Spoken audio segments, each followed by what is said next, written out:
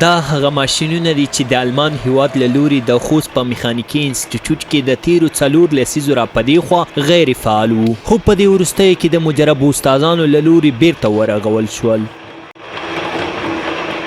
داسې ماشینونه چې دا تقریبا 40 کاله کېږي چې ځای په ځای ولاړ وو، فلج له کاره لوېدلي وو، اوس الحمدلله بیرته ورغول شول. نو دا چې ماشینکارۍ شعبې خو د خوست میخانیکي انسټیټیوټ زړه بلل کېږي، ځکه اکثره دا د تخنیک برخه ده.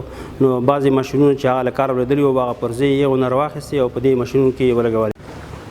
بل لوري ته د میخانیکي انسټیټیوټ استادان وایي چې یاد ماشینونه ډیر مهم ول. د یادو ماشینونو په فعالېدو سره به بېلابېلې پرزې هم دلته جوړیږي، خو په ورته وخت کې د ټولو خواو غوښتنه کوي چې ورسره همکاري وکړي.